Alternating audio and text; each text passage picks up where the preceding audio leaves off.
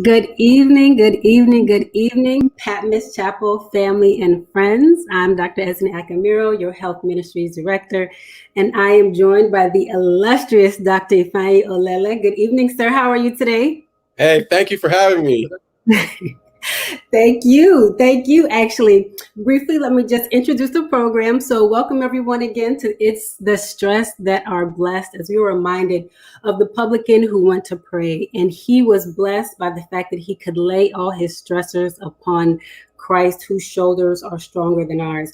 And just a brief reminder of the program. We started on May 8th with Dr. Randolph Brooks, a board certified psychologist, who talked to us about anxiety and stress. And he talked to us about some simple self-help things that we can do with mild anxiety. However, he said that when you do have anxiety that's starting to interfere with our daily lives and any type of form of depression, you need professional help. We are stressing the fact that we no longer suffer in silence. And so he, as well as Dr. Olele and some of our other guests, are here to help you. And then we also, again, just recommend you seek a professional to help you with any kind of mental health issue that you are undergoing. On last week, we were blessed to have the Booker family led by Dr. Alfred Booker Sr. He and his wife, Sister Louise Booker, are family health or family directors for the family ministry for multiple conferences for several decades. And they stress the importance of family, especially in this pandemic time where so many people are isolated and going through family issues and struggles. And one thing from them that they talked about that I thought was really key and poignant was the act of forgiveness. And that forgiveness is not just for the other person, but it's mainly for you, because it releases you of the stress, of the pain, of the hurt that may have been caused by some relationship issues with that other person. They also talked about the journey to what looks like a perfect family. Looking at them now, you think they had no issues in life. All their children are raised happy in the church, but they did talk about the struggles particularly, and were very transparent with the issues that they did have with their first child, with Alfred Jr., who did struggle with illicit drug usage, who was incarcerated, who left the church, and who, to be honest, at sometimes his parents, Dr. and Mrs. Booker, were unsure of whether or not their firstborn son was alive or dead.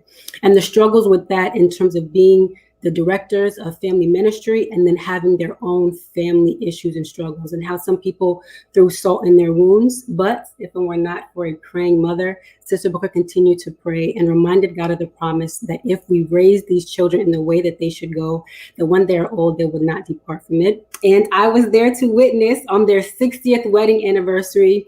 Alfred Booker Jr. gave his life back to Christ within the Seventh-day Adventist Church, and he actually publicly apologized to his parents, to his siblings, for all the pains that he had put them through. So again, forgiving yourself, forgiving others, and that it is a journey. Many times we're seeing the finished product. We see these MDs behind these names, these DOs behind these names, and we think, oh, everything was perfect, but it is a long, long journey. Now, let's start with session number 3. Again, we're blessed to have Dr. Ifeanyi Olele here with us today. Highly educated young man. Clearly from his Naija background, that's what we do. We collect degrees, and this one has collected several, starting with his Bachelor in Science in Psychobiology from the University of California, LA, also known as UCLA. And you're an LA native from what I understand. All right, LA. I'm not a Lakers fan, but because you here, we can do that. Then you went on to get your master's in medical sciences at Hampton University, where you met the beautiful Dr. Mrs. Chichi Olele, your beautiful wife. And that's how we know each other. Childhood friend, we grew up together. People always thought that we were sisters. I say, absolutely, yes, we are. Sisters from the continents and Igbo babes, all of the above. From there, you went on and got your doctorate in medicine from the Philadelphia College of Osteopathic Medicine in Philadelphia. While you were there, you also received your MBA with a concentration of Health Services Administration from St. Joseph's University in Philadelphia. From there, you came a few hours south of me in Miami, where you did your residency in psychiatry and were also chief resident, okay? And while you were there serving as chief resident, You then came back up to the DMV, the DC, Maryland, Virginia area, and you founded and are currently the CEO of GPS Services, the Genesis Psychiatry Solutions. And so we are grateful to have you here. And you don't just have one job, you have many jobs, two of which happen to be the medical directors of some mental health clinics that are in Prince George's County, as well as in DC. You have offices for your clinic in McLean, Virginia, as well as DC. So you are all in the DMV area, but tonight you are here with us at Patmos Chapel to talk to us about what you do, the services you provide, and how we can help get our people taken care of, not only from the outside, but also on the inside. Now, sir, I see that you started very early with your interest in psychology with your psychobiology major. So talk to us about what prompted you or what inspired you to start with mental health so early in the game. Yeah, so at UCLA, I was very involved on campus. And what kind of helped me into my transition into mental health was I was a resident assistant. So that means somebody I live in the dorms, and I was in charge of the floor of all the different students there. And from there, I had many interactions with many students from different walks of life. And as the RA, they would come and tell me their problems. And I would learn a lot about my the students on the floor. And I was also a student health advocate at UCLA. So Okay. I was a combination of a student health advocate and RA.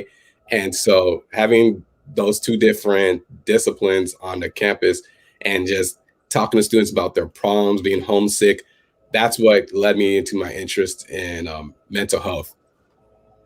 Perfect. So did you always think that you would go into being an MD, or did you think about the PhD route to be a psychologist? I always knew that I was going to be a physician.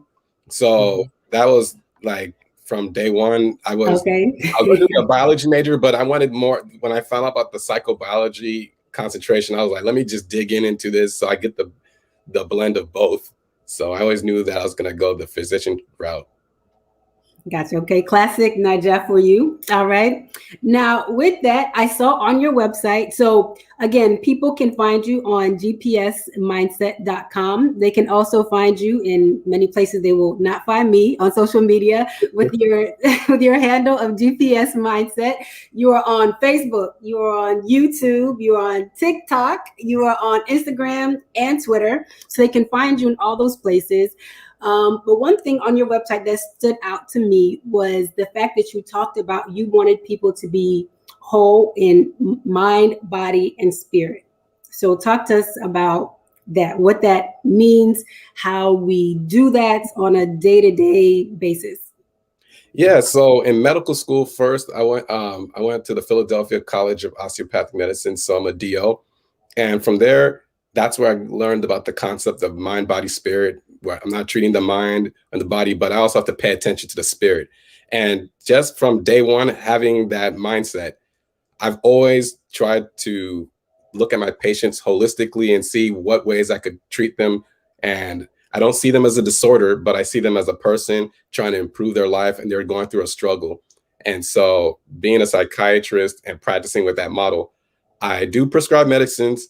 I'm able to provide therapy, but I'm also trying to be spiritually connected with my patients. And there's been some patients that have asked me, "Hey, doc, can you pray for me?" And we pray for each other. So I'm very in tune with my patients. And if they want to bring that part into the discussion, I'm more than happy to do that.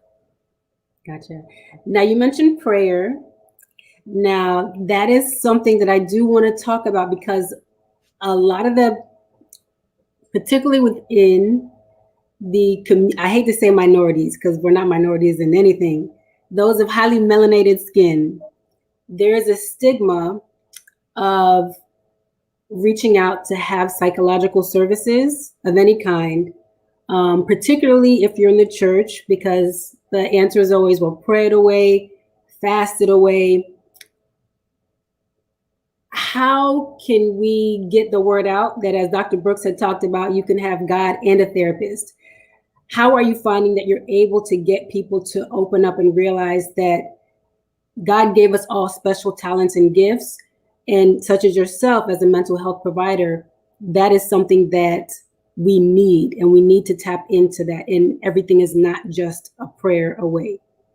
Yeah, and speaking on that, is I'm very glad you talked about that because when I talk to patients and they're saying they're praying to God about their depression or anxiety, whatever medical ailments, but I also talk about that God does answer prayers, and God's probably send you to like bring in like a psychiatrist or mental health provider or whoever into your life to help serve you. So you're kind of like ignoring him when you're getting his help. So I love that. so so I think that God does, I know God answers prayers.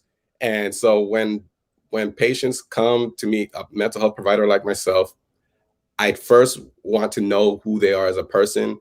So I want them to know that I care about them, I see them, I hear them, so they don't think that they're case number such and such. Like they're a person with a name, last name, life, dreams, goals.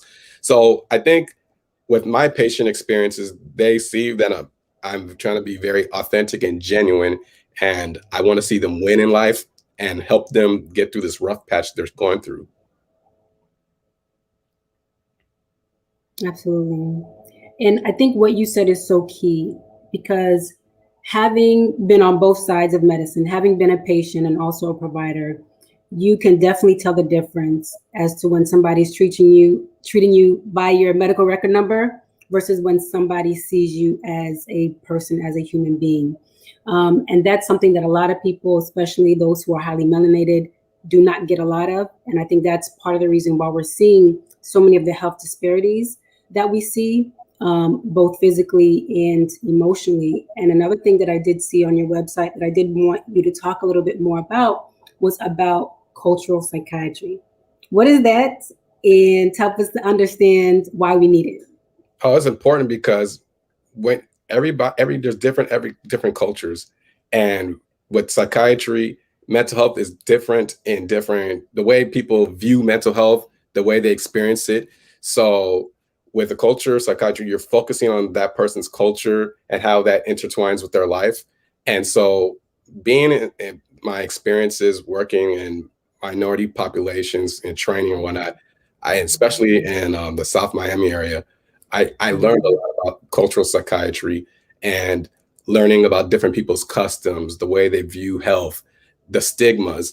And when you come with a respect towards somebody, their cultural history, their beliefs, whatnot, I feel that the patient will connect with you better instead of me coming and saying, this is how it's going to go down. You're going to follow XYZ. I want to know, like, okay, is this respectful of the way we talk or the way we communicate, body language, learning about different things. And if you don't know, ask. And I've asked patients different times about their customs or somebody, like, even if somebody's from a different religion, I also ask questions. So having a natural curiosity, that's where you're putting their life, their quality of life in mind. I think that's very important.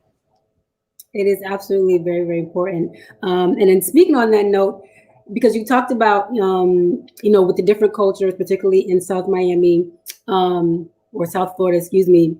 But also I have a friend whose daughter, they live in a very predominantly white area and they're African-American, and whose daughter is looking at what high school to go to, and is adamant that she wants to go to a high school that is multicultural, because she wants to have that experience.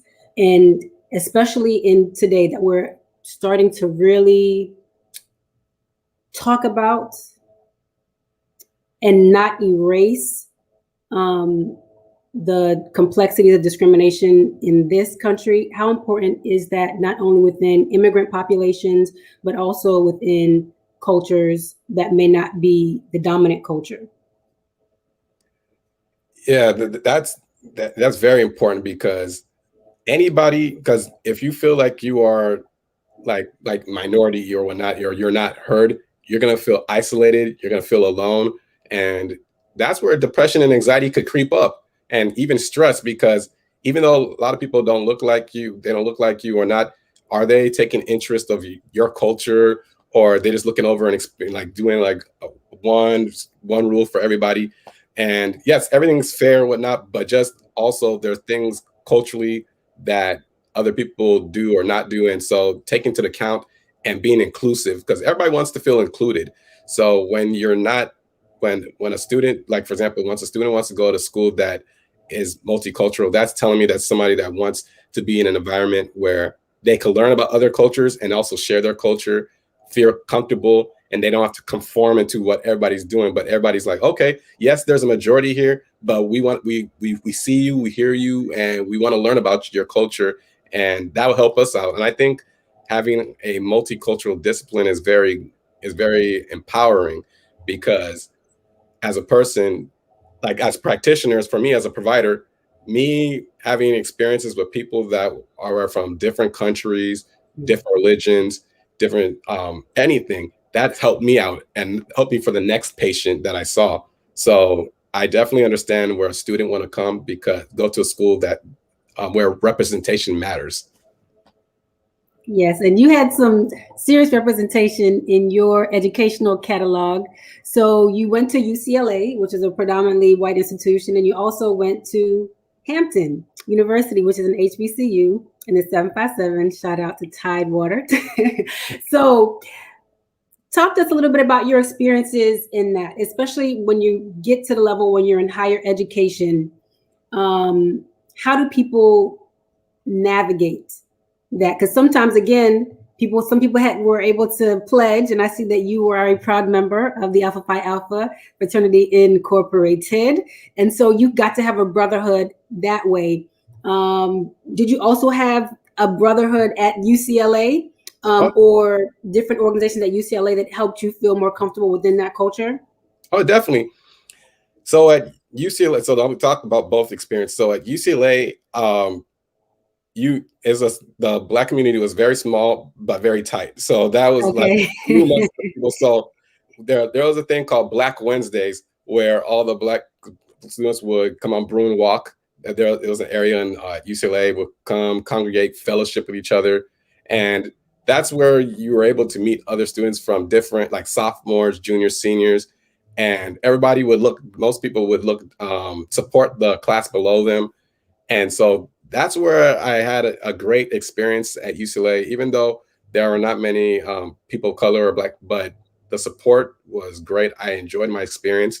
And I even took that to the next level of joining Alpha Phi Alpha and Fraternity Incorporated. So in my chapter, I created great bonds, and we were able to connect with different organizations on campus, but also the Black community as well. And so we all were involved in community service and leadership. And so we were about highlighting our strengths to the community, and we were well respected. So that was very powerful. And then we also had a Nigerian Student Association at UCLA. So that was also great, where I also had an opportunity to connect with different Nigerians in our area. And so I loved my time at UCLA, but it was so huge, and a lot of times you could feel isolated and alone. And sometimes the professors didn't have my best interest or whatnot. They didn't care. I was a number. So that was where it was a struggle, a personal struggle. Or sometimes you would reflect, is there something wrong with me? Or correct. You start doubting yourself, and correct. And sometimes it can knock down your confidence, especially being a pre-med in the sciences, and you don't see many people of color there. And it was tough. I saw a lot of people, decide like the pre-med track was not for them. And it was sad because they didn't get the support from some professors. I'm not going to say all professors, but there are some professors right. They were like, all right, I'm going to fail you. So you look to your left, they look to right now, and they say somebody's not going to be there by the end of the semester or quarter. But, I made it out and as a pre-med. Then I went to Hampton University, and that changed my my career trajectory, because the reason why was coming from that institution where there was few Black students. I go to a school full of everybody was Black, and I was like, wow. And the teachers cared. The teachers were inviting you to dinner, and I was like, what? I was like, you care about me? Right. Yeah. So, not to say that there weren't some teachers that cared for me at UCLA, but it was just I felt the love of teachers at Hampton. It was smaller classes. It was more everybody, you knew everybody in your class, and it was very supportive. And here's the difference. They were like, yeah, you're going to finish. You will get it. They're like, there's no, maybe not. You better work hard. And they were on you. And so they had a high standard of excellence. So there you go. That's what HBCUs do, is like they have a high standard of excellence for their students. Your students are expected to graduate and be excellent after graduation. So that was a great experience. And I met my wife there too. So I was going to say it if you didn't. Yeah, that was at the end. So it all worked out for you. And I am so glad you talked about that, because I've only experienced PWIs, and I can say, yes, there are some people that will kind of take you in, but a lot of it is you are a number. A lot of it is sink or swim on your own. Do the best you can. Mm-hmm. Well, I did take one summer course at Norfolk State University. Shout out to the green and gold. And it was completely, like you said, completely different. Like, to be in a place where people expect you, because people live up to expectations. And so when people expect you to succeed and demand it of you, I think that is such a blessing. And I think that that's something that young people need. They need to see those role models. And when you don't see a lot of teachers that look like you, or you don't see a lot of people that are, as accomplished as you. I remember one time when I was in medical school, we came down to Hampton for a convocation. And I remember one of the gentlemen, who was actually from New York, but living in Richmond at the time, he looked at the banner. And at that time, Hampton, the teacher of the year for the country had been, was a Hampton University graduate. And so they had a billboard congratulating her on being teacher of the year for the nation. And he said, oh my gosh, I've never seen Black people elevated to that level. And it's like, what? And these are the things that when you see, it is important. It lets you know what you can be. And that's why it's so important when we saw that young man touch President Obama's hair, because he's like, hold on, somebody that looks like me can do all of this and be all of that.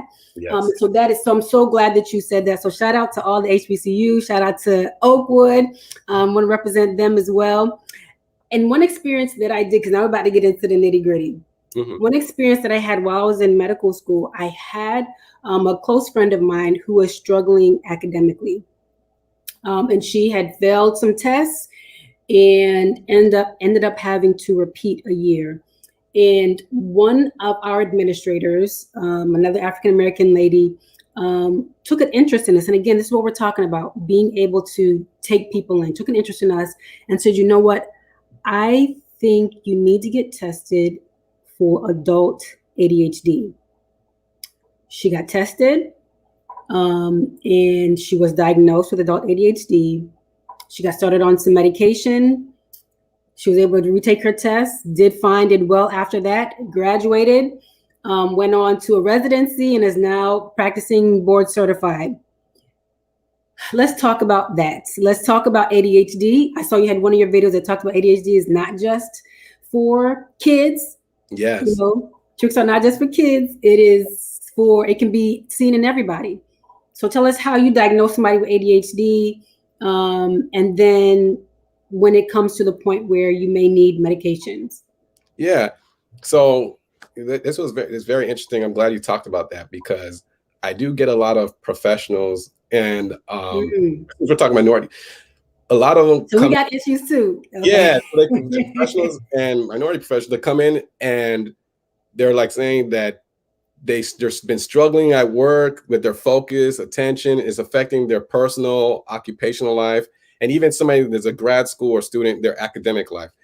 And they know that there's something better than that, and they're struggling. So that's the story I hear most of the time. So when they come into my office, I walk through different symptoms with them to see where things are falling. Like, I ask some questions like, are they making careless mistakes and missing details? Do they have a struggle with sustained attention when reading? Do they have struggles with remembering obligations? Do they struggle with listening to people? So that's just some of the few questions I ask them, and I try to see if it's at home and at school or at work. So I know it's at different settings and not just one place. So that's very important. Okay. Because if it's at one setting, it could be anxiety or whatnot. So that's why you have to be very detailed. I as a practitioner, have to be very detailed to find out the settings and understanding what's going on with the different symptoms. And then I also look for hyperactivity and impulsivity. Like, for example, if somebody's talking, do they find themselves interrupting somebody all the time? Do they blurt out answers before the questions are asked? Do they have a hard time sitting still? Do they feel squirmish, restless? Do they always feel like on the go? And like I'm getting diagnosed. yeah, so those are some of the symptoms I'm looking for, and then I also try to see like if there was like a history of it, and then they start looking back and thinking about it, and they're like, yeah, I remember my teacher used to tell my mom that, oh yeah, he's a great student, but he just can't sit still or he can't focus. You know, he's always his mind is wandering. So when I'm getting that historical information, that helps as well, because a lot of times, especially coming from an immigrant family, and I've heard a lot of times they're like, oh, there's no such thing as ADHD. Focus, stop being lazy. And so that's the storyline I hear a lot of times, where their parents are saying, oh, stop being lazy, you can focus, stop being distracted. And so that sometimes lowers somebody's confidence, and they doubt their abilities. Yeah. There are those who did well in school because of the fact that they had structure, but when they leave the confines of their high school or their home and they go off to college or grad school, that's when things start crumbling, because they didn't have that somebody pressing on them, so they don't have the organizational skills, poor planning, and with all the different amounts of symptoms. And so that's when we talk about it. Then I discuss with them about medication options, where I see that there are some medications that could help them with reduce the symptoms they're experiencing. And once I get them on it and they come back months later and we do evaluations and checkups and I ask them the symptoms, most of them notice improvement. They notice that they're having better quality life. And even their colleagues or even classmates or teachers recognize that there's an improvement. So ADHD is very real. And one thing is that as a person, if you do feel like you have these symptoms, see a mental health provider like myself, and we'll be able to check to make sure that it's true ADHD and not like depression or anxiety, because depression, anxiety, and ADHD, one of the things they have in common is distractibility or concentration issues. So we got to see if a person if they're depressed. I would look to make sure I look at depression and anxiety first before I say, oh yeah, you have ADHD because of those things I talked about earlier. Okay, so you want to rule out depression first. Yes. Okay. Why do you want to rule out depression first? Because people who are struggling with depression can have problems with concentration. So that's one of the things I want to make sure that they don't have. Or if somebody has anxiety, they're always thinking about things. Their mind is distracted.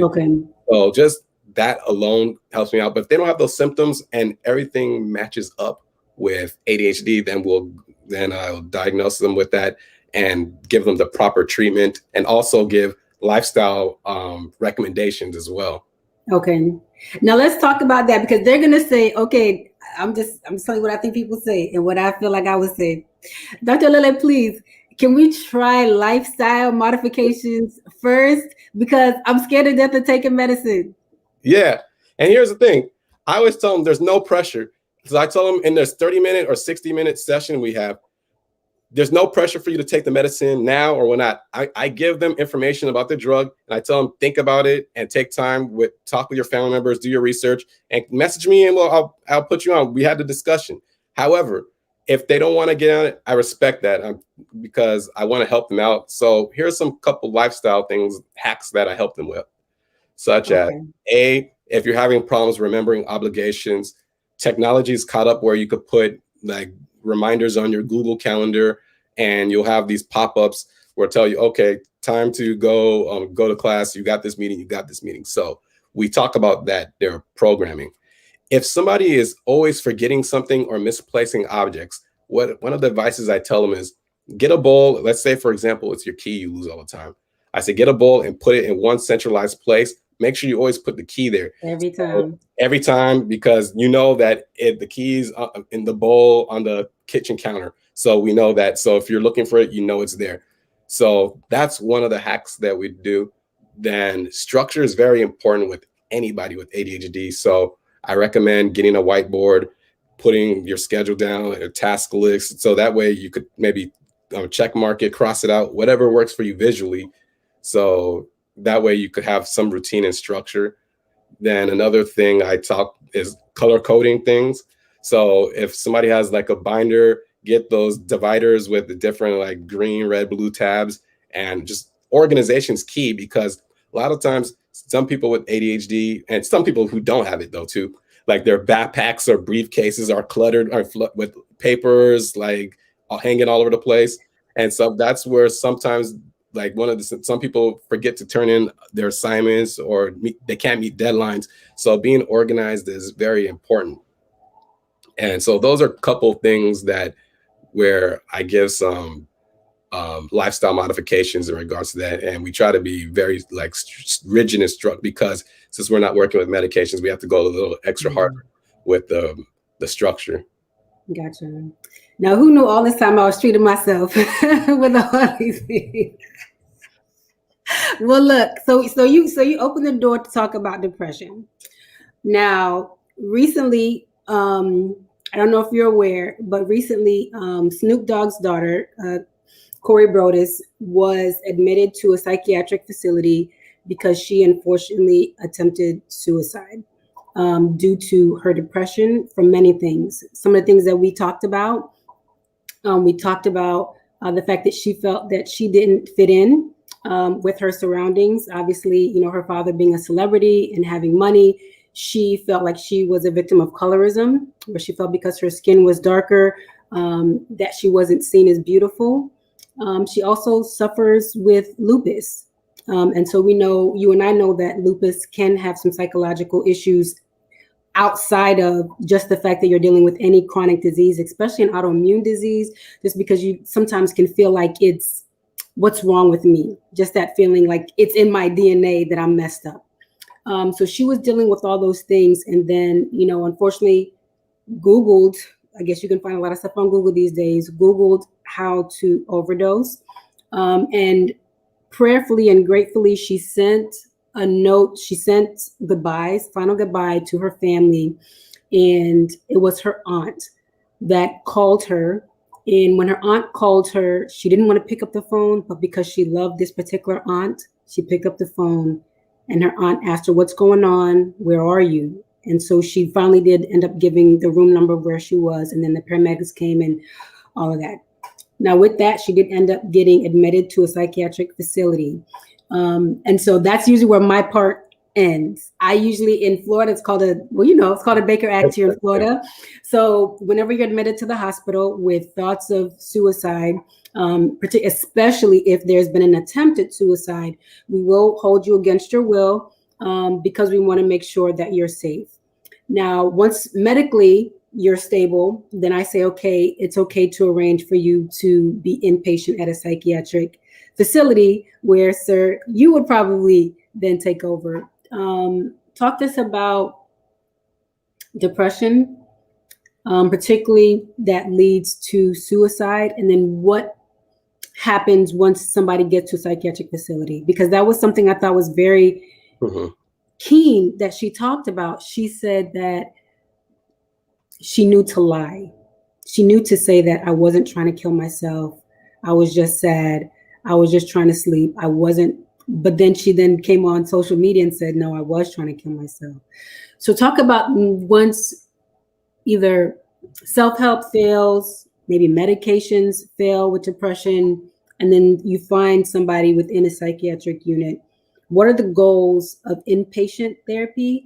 And then how can friends, family be supportive? Okay. Yeah. So I might be I'm gonna give a heads up. I might be lengthy, but there's go for it. This is what we're here for. A lot of good nuggets here. So first, depression. So here's some common symptoms that I look for in depressed patients. One, first, they have a depressed mood. And then some of the things I look for is sleep disturbances. Are they're sleeping too much or sleeping too less? So that's one of the things I look for. Then I evaluate in regards to their appetite. Are they eating too much or they're eating too much, which is more weight gain or weight loss? So that's those two different spectrums I look at. I mentioned earlier about concentration. A lot of patients complain of difficulty concentrating. Some patients may complain of fatigue, low energy. A patient may say they feel guilty, worthless, hopeless, a sense of emptiness. So that's something I'm always looking for. Then are they like, you notice like physically if they're talking more slower? There's some things I have to look at their mannerisms, like where they're like we call psychomotor retardation, the way they're moving or talking very, like is this like very retarded? Yeah, yeah, very so slow. those are some things that I look for. Then the big one, the suicidal thoughts. Are they thinking about like killing themselves? Is the thought of suicide just constantly playing in their mind? There's some patients that don't want to act on it, and it drives them crazy that they're thinking about suicide because they have family members, and so a lot of them tell me that they have these thoughts, but they don't want to do anything. They don't want to act on it. They just want it to stop. And so, but there's others that their depression is so severe that they want to end their lives and end their pain. So in general, yeah, that's what I deal with a lot of patients that are struggling with depression. And I do talk to them about treatment options. There's therapy, they could see a therapist, or if I could also provide therapy with them as well in regards to their depression.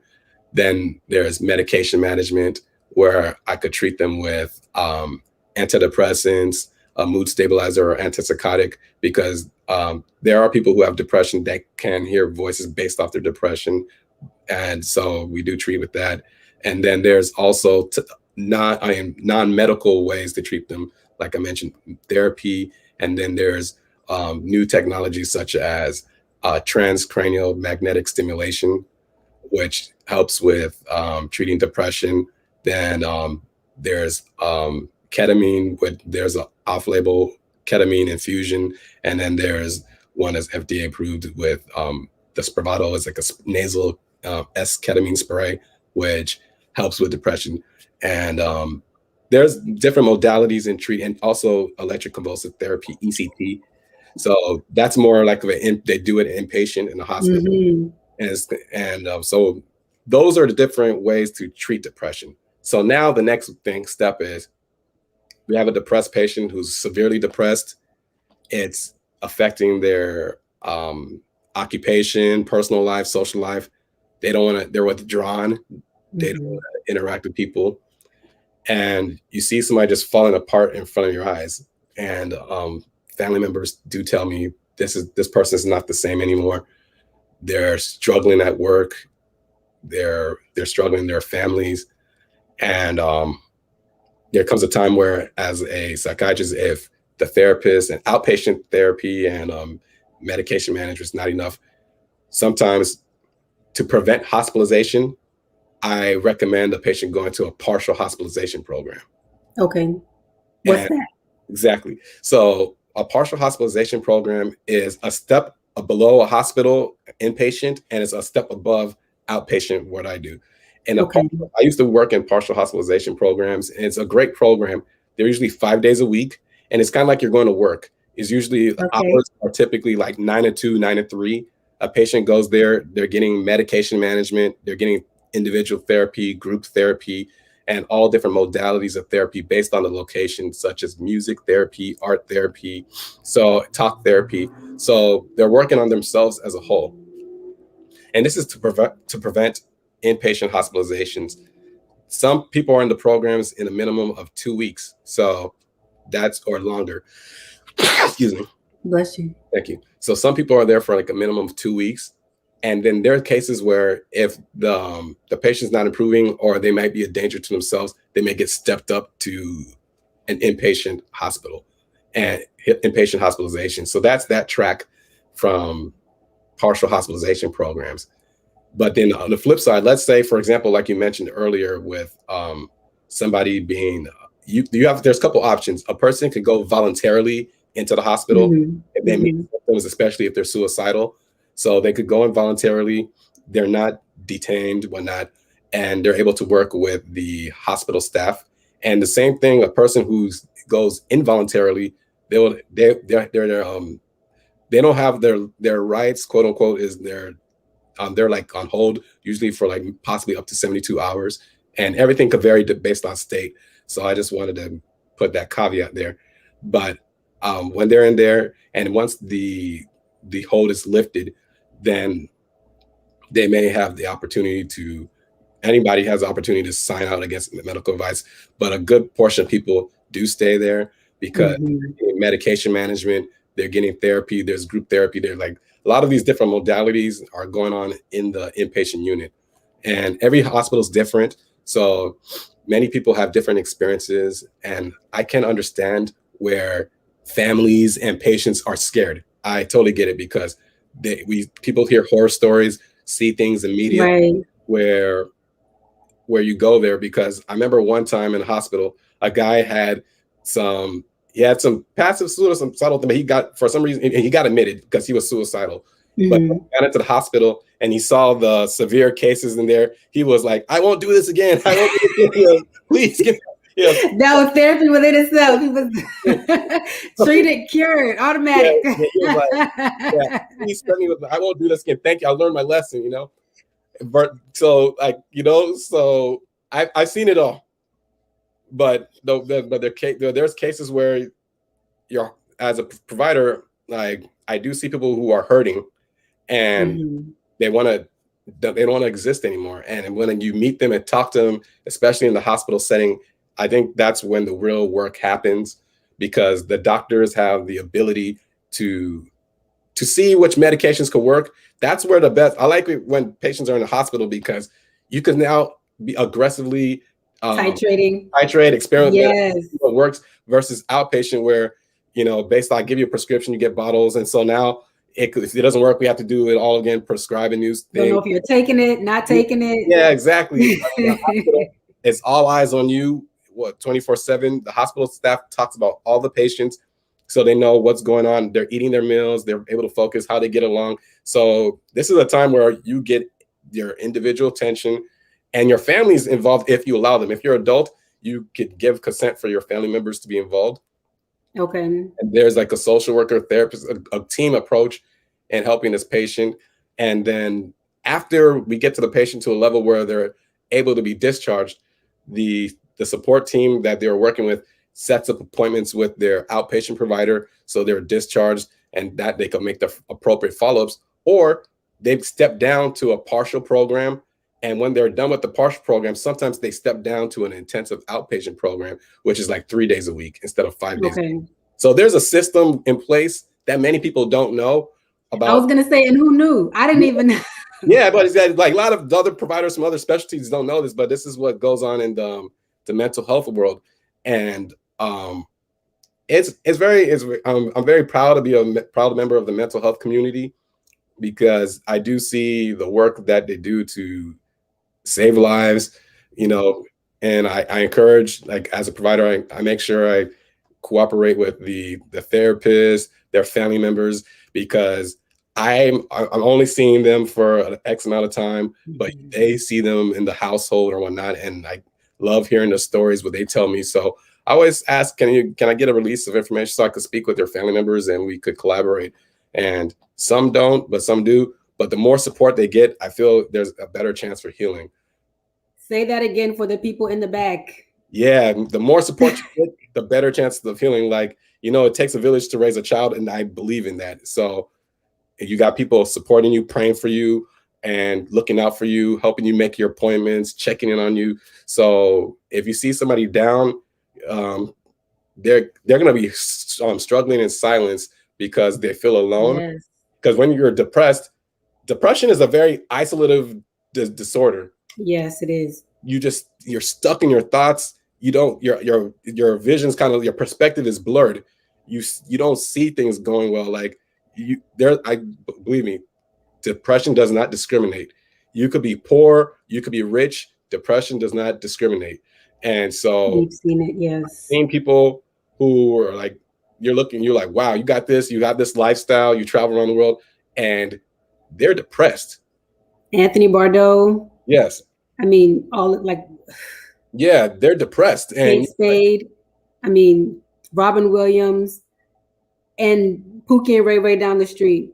Yeah. You know, all of them. And I think that's the biggest thing I picked up on my psychiatry rotation was that the people who do the best are the people who have good support systems. And so I'm so glad that you said that. So people, don't be afraid to tell somebody. Everybody has somebody, someone that they can trust to say, hey, I am struggling. I am struggling. And if you don't feel like you have someone, even though I'm very sure you do, I know your wife in one of your videos said you won't know how many people will miss you and how many people will be so hurt if you do succeed in taking your life. But if you want to talk to somebody, we have to give them the National Suicide Hotline number, which is 1-800-273-TALK. That is 1-800-273-TALK, which is 8255. And so depression is real. I know you wrote an article about young Black men in college that are taking their lives. And so this thing it's very serious. And so again, I'm so glad that you're on to talk about that. A word, a DSM-5, a DSM-5 word that has been thrown around the last 4 years. You can probably guess with number 45 is narcissist. Tell us what and because not everybody thinks we know what a narcissist is, and not everybody's a psychiatrist and everybody's a psychologist. Everybody knows and wants to diagnose people. Sir, please, for the record, what is a narcissist and how can they be treated? Okay, so this it's a personality disorder, so that's what it is. So medication is, you can't say, oh yeah, give them medication unless they have other type of comorbid symptoms, whatnot. So a narcissist is somebody that has a highly view of themselves. They don't care about anybody else but themselves. So the world is kind of centered around them. So that's where we get the narcissist. You can't tell, I mean, with most narcissists, you can't tell them they're wrong. They're not going to believe you. They think you're the one that's wrong. So when we deal with narcissists, you got to be pretty much straightforward with them. And you got to also make sure you're confident in yourself when you deal with them. That's as me as a provider. And so because like, here are the rules and letting them know what's going on and how they affect others around them. So therapies could be probably one of the best ways to help a narcissist. Medication, like I said, would only be effective if we're treating other symptoms, if they have like ADHD, anxiety, or whatever disorder that may be grouped along with the personality disorder. So that's what it is. It's more personality disorder. Thank you for that edification and clarification. Since it's been thrown around, I wanted to make sure we got you on here to tell us about that. We did have a question. How do you get help for someone who we know is experiencing depression? So back to depression, we want to know how we can get help for somebody close to us. So the first thing, one of the things is, if you notice that you have a friend or family member or coworker, first check on them and see what's going on. Just say, it's tough to come up to somebody and say, hey, I think you might need help. So I want to give you kudos first, at least in trying to initiate that, just saying, I've been noticing such and such, and I really care about you. I want to see you get better. Is there anything that's going on, how I can help you? And just listen and just let them to talk because I think that's one of the things is people just want to be heard.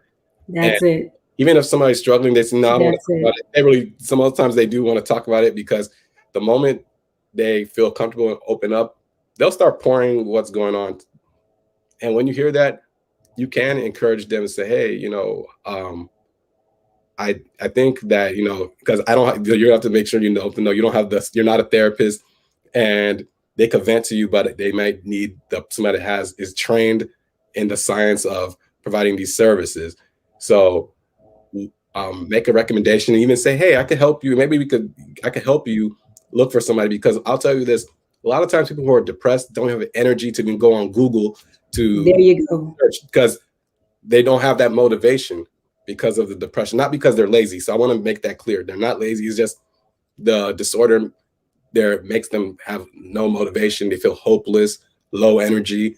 So say, hey, let me look for it, and maybe what kind of provider do you want to see, and they'll tell you, and then you look for it. You could go on Psychology Today, Google psychiatrist, therapist near me, and then from there you go and see if that would be a good match, if it's in their insurance or if they're out of network, whatever. But I think that's the one of the best things is to support them and help them, follow up with them, and say, hey, I think if you could offer to help them search, I think that will be a big help. And I think that's such a key point that you brought up, that because of their depression, they may not have the energy, the will, or the drive to be able to get help. So you really do have to be their personal assistant. And most insurances do carry some type of behavioral health services. Most employers do provide that as well, most times free of charge. So you can definitely look out for those avenues as well. We have about 5 minutes, and I do want to ask a question that has been kind of asked throughout this series is, now that people are getting therapy, they're realizing that, hey, I experienced a lot of trauma in my life, and maybe that's the reason why I behave the way I behave, or I think the way that I think. How do you know when maybe I experienced a traumatic event in my past that's now showing up in my future, and because of that, I should get help? Yeah, trauma is like, thank you for bringing that up. Trauma and stressors are very big in people's life, because once a person experiences a trauma, like even years ago, it takes root.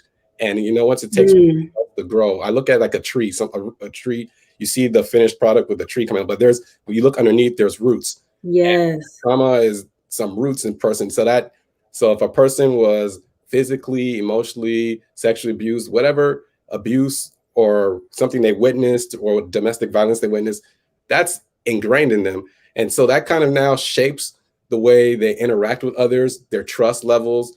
And it could also, if untreated, it could also affect like they have nightmares, flashbacks. They're always looking for threats. They're avoiding reminders of their past situations. They could have an irritable mood.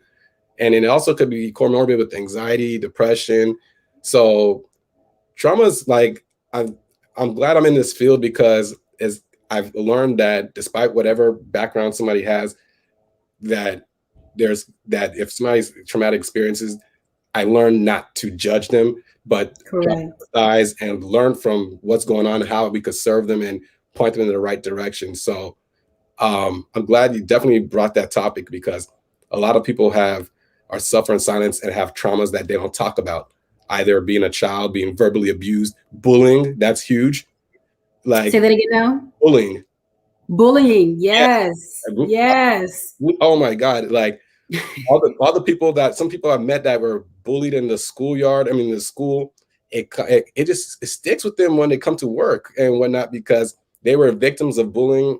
They were made to feel lower than themselves, and it just carries on.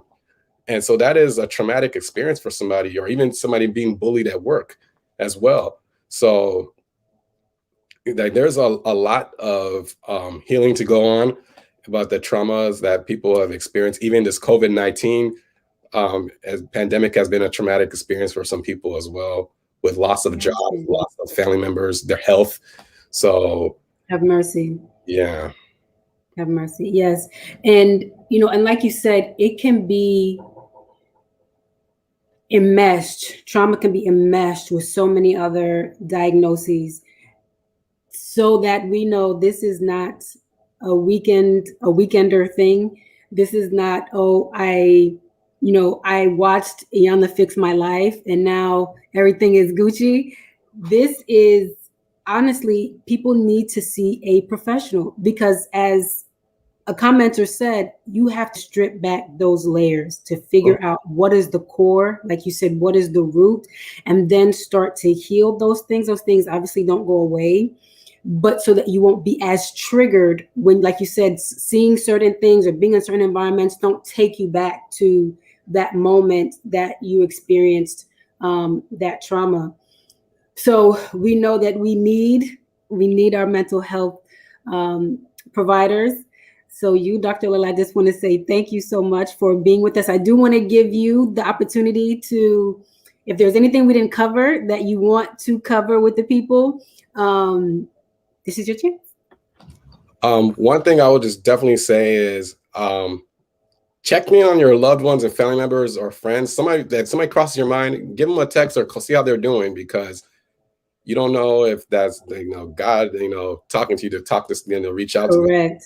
to them, but do that, because a lot of people are, one of the things I've noticed, a lot of people are struggling with loneliness. Either you're lonely because you're not with your family's in another country or another state. You feel lonely because you're not around people who are like the same intellectual, just like interest level, intellect, whatever, what you're experiencing your loneliness. There are people that just feel alone. And like, that's, the beauty of with the church, when the fellowshipping, so you don't feel alone. So that's why one of the things I'll say in regards to mental health, just check in on somebody and see how they're doing. That goes a long way. It really does. It really does. And, you, husband of one, father of two, I'm a single lady. And so being in this pandemic, it really did get lonely. And I'm one of the people, I don't know, I'm introvert and I'm extrovert. So I get power and strength from both, but it got a little tough, being by yourself, coming home to your TV, every day. And I can imagine how it was for people who worked from home and really did not see anybody. So, like we talked about earlier, God speaks to us in various ways, and he may tap on your shoulder and say, we need you to see a mental health provider. He may also tap on your shoulder and say, hey, check on that strong friend, because we all have, our weaknesses. Yes. Again, thank you so very much. Oh, somebody else had another question. Sure. What do you do for people who don't have insurance? Now, I know that many local health departments do have mental health services that are provided, but where else can they find help for mental health issues if they do not have insurance? So one of the, every county or state is different. So I'm just going to be very generic with it. Okay. Finding your local Department of Health or Department of Mental Health, if they have a community board. And so a lot of times they're able to take people with insurance. But if you have more of a disposable income or more, you can also look, there's out of network providers as well that treat people that don't have insurance. So you could go out of network as well. So that's another possibility. Correct. So there are things out there for everybody who is seeking for mental health treatment. Dr. Olele, we can find you on www.gpsmindset.org. And I know that you are now doing virtual appointments because of the pandemic. So people want to find you. I'm assuming that you are licensed in Virginia, Maryland, and DC. Yes. Perfect. So he can be reached that way. And again, GPS Mindset on Twitter, on Instagram, on TikTok, on Facebook, on YouTube. We can find you and your beautiful wife, who I got to watch many videos of and just fall in love with your love story all over again. So shout out to Dr. Chichi Olele. Thank you so much, Dr. Olele, for being with us, helping us to see that, yes, there are services that can be provided safely in terms of therapy, in terms of counseling. But at some point, some people do need medications, and it's okay to take medications, not just medications by mouth, but there are treatments, like you said, talk about nasal treatments, ECT that I got to see, and that was kind of eye-opening. But I remember there was the patient that I saw, he said he tried everything, that he was on and this was a elderly gentleman, yes, probably in his 60s or 70s, who said he tried everything, and it wasn't until he got the ECT, the electrophysiotherapy. No, tell me, say that again. Electroconvulsive therapy. So. Electroconvulsive therapy, yes. It is very interesting to see, yes. But he said it's the only thing that worked for him. So again, these are things that only a psychiatrist, a physician, can order for you and treat you with. So again, we have the full spectrum of psychologists, psychiatrists, licensed clinical workers who are all here to help us be healthy, mind, body, and spirit. So thank you again, Dr. Olele. You have no idea. Our church has been so blessed, and whoever else watches this, we just want to say thank you. And again, it's Mental Health Awareness Month, so please, everybody, take care of your mental health. And again, thank you so much, Dr. Olele. We sincerely appreciate it. Thank you. God bless everybody. Same to you, sir. God bless you and your family. Thank you. You're welcome.